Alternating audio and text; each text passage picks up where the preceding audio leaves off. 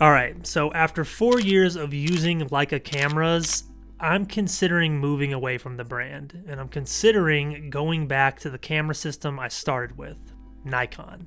Yes, Nikon. The Z9 is an incredible camera, and by the end of this video, you'll have some understanding of why I'm weighing my options and considering making this decision. So this video is my honest thoughts on Leica cameras after 4 years. We're going to go over the pros and we're going to go over the cons. And big shout out to Professional Photographers of America for sponsoring today's video.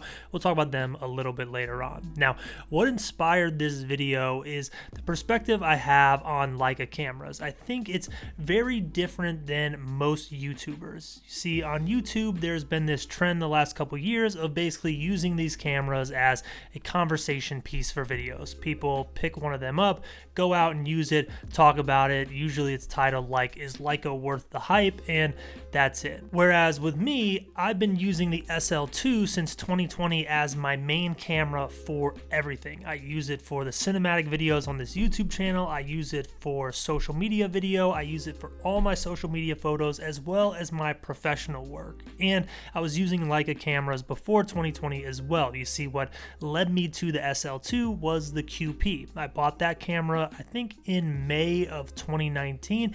At the time, it was just my dream camera. I wanted one so bad for so long. I finally got it, and it became a camera I used for literally everything outside of professional work. I was still using my Nikon D810 at the time, and that Leica was in a lot of YouTube videos. It made most of my social media content. It made its way into prints that I made. It made its way into photo books, and it was that love of the QP and the system that led me to picking up the SL2 and going all in on Leica. And then last year I picked up the Q2, the Hodinkee edition. I just couldn't pass up on it. The Leica lover in me wanted this limited edition camera. So let's get into the pros first of using Leica. And these are my honest thoughts. Like, I'm giving you real observations around the brand. Actually, you know what? Let's get the negative out of the way first. Let's start with the cons of Leica. Now, the first is kind of obscure, and that is just the haters.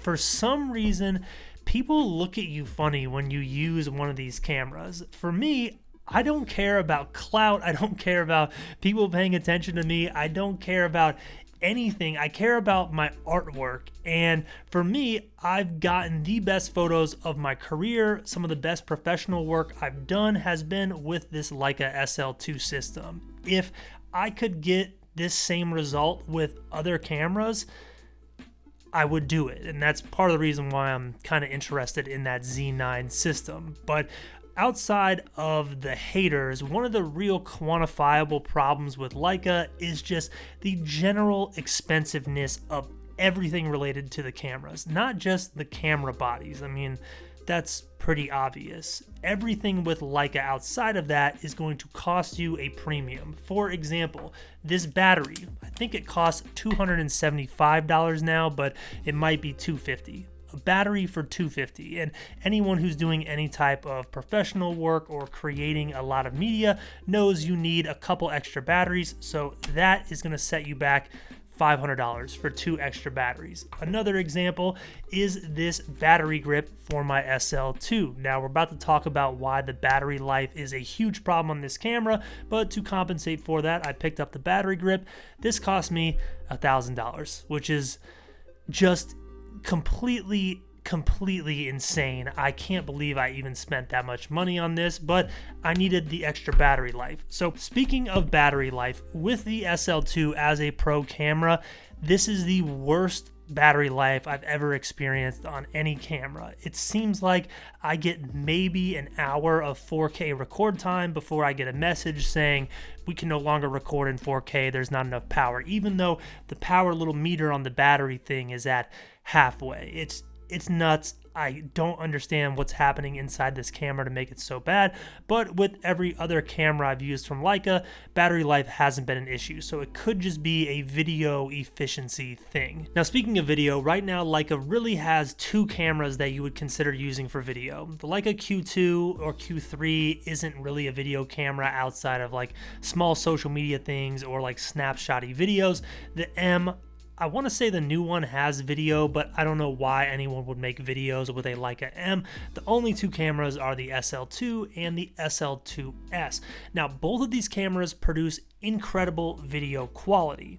10-bit, 4K, 400 megabit per second files that are easy to grade. Love all the videos I've made using this camera. That's not the problem. The problem is that Leica cameras feel a few steps behind in features that you would expect from a video camera. There's no flip out screen, so low angles or awkward angles or shooting on a gimbal can be a problem. The autofocus is decent, but it just feels a few steps behind. And when you're not shooting in log, the picture profiles that you have in video are not anything that you want to use. Personally, I would love a middle ground between the log footage and something else to make certain videos easier to grade, and I don't get that with the SL2 or the SL2S that is currently offered from Leica. Who knows, all that could change in the future with the potential SL3, but they haven't announced that yet, so for now, we're talking about what's available. Now, speaking of the Leica camera lineup, one issue is the limitations to this lineup. Realistically, if you're a professional, you have 3 cameras to choose from. You have the Q system, the M system, and the SL system. Q has a fixed lens, M is obviously a rangefinder that's manual focus, and then you're left with the SL lineup, and that's it. There's no lower tier cameras that are kind of good at video, kind of good at photo. There are no Qs with interchangeable lenses. There's no Ms that excel at video. It's just take it or leave it, which is also kind of a charm about the brand. I like the fact that they don't have this insane lineup, but maybe just introducing a few other options could be cool, or having more of a crossover between different features on different cameras to make them more well-rounded. For collectors and people who are into Leica because of the name, this doesn't matter, but if you're actually using the brand as a professional, it can get a little bit frustrating at times, and that leads to another limitation around the brand, which is their lens lineup.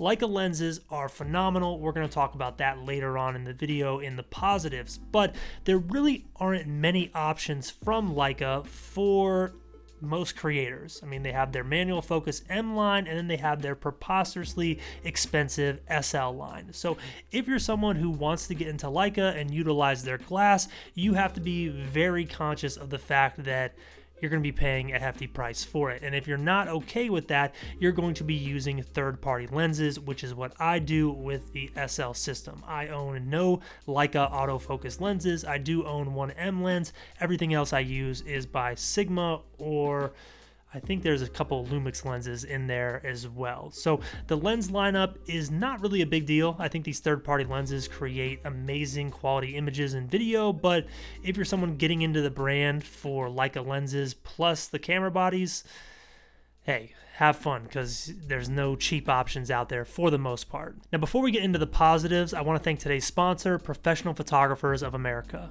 Now, when it comes to owning expensive camera equipment or running a creative business in general, one mistake you don't want to make is not having insurance. And by my own admission, I made this mistake for a long time in my career. But as I started to invest in more expensive equipment and invest in my business, I knew I needed to make a change. And that's where Professional Photographers of America, also known as PPA, comes into play. Now, as a member of PPA, I have up to $15,000 of gear insurance at a low monthly price. PPA also offers full gear replacement options with a flat $350 deductible, as well as data recovery services if something happens to my hard drive, and business resources like model releases and cancellation letters. You can check it out for yourself by going to the link in the description on today's video for a special discount. Whether you're just starting out or looking to take your business to the next level, Professional Photographers of America is where you need to be. Now, as for the positives with Leica cameras, personally, the biggest positive is the colors that come out of these cameras. If you followed me for a long time, or you follow me on social media, or you're familiar with my photography style, colors is a big piece of my style. And the colors that I get from these cameras, I know it's subjective, but there's something special, and these cameras have helped me solidify my style as a creator, the style that I'm known for, the style that has helped me sell books, sell merch. So much success has come from this creative style that I have, and I attribute a lot of that to these cameras. Not all of it, but the uniqueness and what I get from the colors in these sensors is something that I haven't got in any other camera, and it is one reason why could be tough for me to fully get rid of these things. Now, another positive of Leica cameras is the insane craftsmanship and build quality and just design aesthetic of these cameras. First and foremost, they're beautiful to look at. They look cool. That doesn't really do anything for their performance, but who doesn't love when form meets function? But on top of that, the craftsmanship in building these cameras, especially the SL lineup, feels like something that is built to last forever. This thing is a giant piece of metal. I don't have to baby this camera. I've dropped it. I've slid it across concrete. I use it for anything and everything with no worries of it breaking. And that is a great feeling, knowing you have a tool that's designed to really be used. Now, the Q lineup does feel a little bit more flimsy and less sturdy, but I think that's to be expected because technically this is kind of a point and shoot camera. If you've ever used the Leica M's, they feel very similar to the SL lineup. And once again, that might be subjective, but there's just something about these cameras that feels different in your hand. And speaking of that different feel, one thing that I personally love is the user interfaces on these cameras. No menu system is easier to use than Leica, and they look beautiful as well. They're organized, they're clean, they're simple. I hate having all this unnecessary stuff in menus and not being able to find what I need. I've never had that issue with Leicas. And one more note about the design of these cameras, I love how minimal all the buttons are on these cameras. There's no wasted space, there's not dials and buttons everywhere. It's clean and easy to use. It's almost like the Apple product of cameras. You can just grab one and immediately know how to use it. Now, earlier I mentioned the lens lineup having limitations, but I said there would be a positive to Leica lenses, and here it is. This is once again subjective, but in my opinion, the quality you get from Leica glass is second to none. I mean, the images that I produced with the Leica QP when I first got it is what made me fall in love with that camera. And what was contributing to the image quality of those early Leica QP photos was the lens that was on the camera.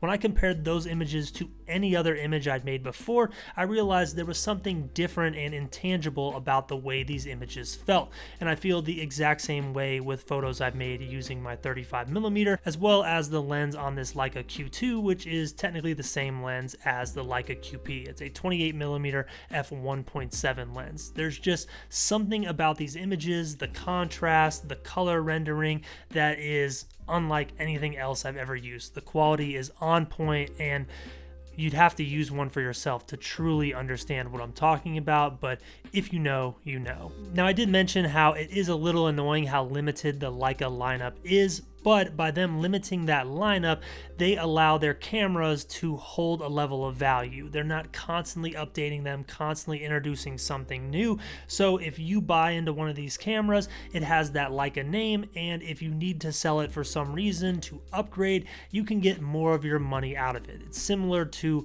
Rolex watches versus a Timex or a Hamilton or something like that. The minute you buy a Hamilton watch, you're losing a lot of your money, whereas Rolex, a lot of your money can be safe in wearing that watch, and when you're ready to get rid of it, you might lose a little bit, but the majority of your investment is safe. The same applies to Leica cameras, especially some of these special edition ones that they introduce, like the QP model, this Hodinkee one.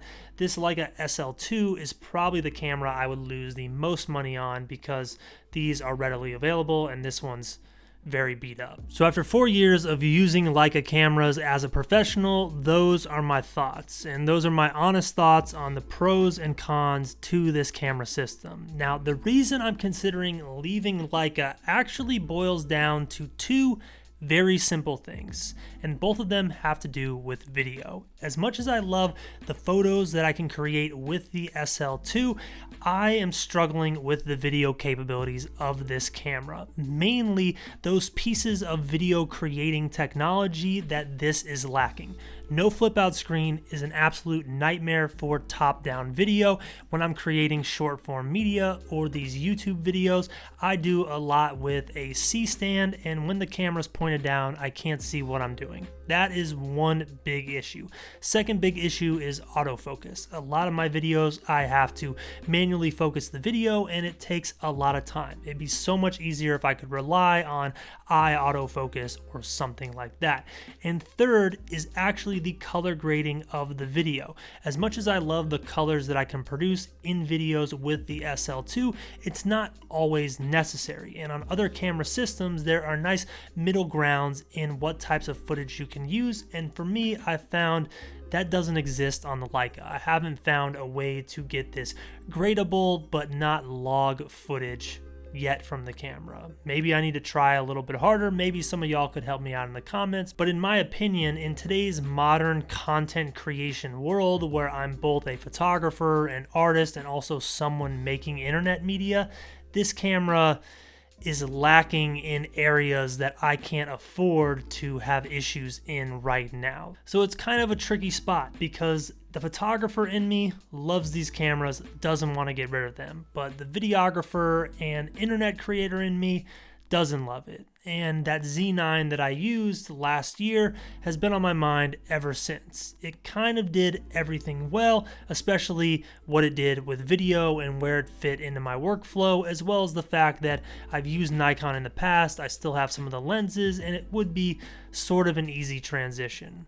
I'm still weighing over my options. Who knows if I'm actually going to do that. It sounds like quite the headache saying it out loud, but it is the reality of the world we live in, and being someone who is creating multimedia and being an artist and a photographer some days, and some days being this internet creator. Maybe the perfect system doesn't exist, and maybe I use this for photo and pick up some type of video camera that's not as expensive as the Z9. Who knows? But that's my honest thoughts on Leica as of right now. Amazing photo camera, amazing lenses, amazing color, but if you're someone who does a lot of multimedia, might not be the thing for you. But that's probably not why 75% of people are buying Leicas in the first place. Most people are buying them because of the brand. They're buying them as just a cool thing to use as a hobbyist, and I might be the rare circumstance of someone who has chose to use this professionally. So let me know your thoughts on this topic in the comments. Appreciate y'all watching today's video, and thank you to Professional Photographers of America for sponsoring today's video. I'll catch y'all in the next one.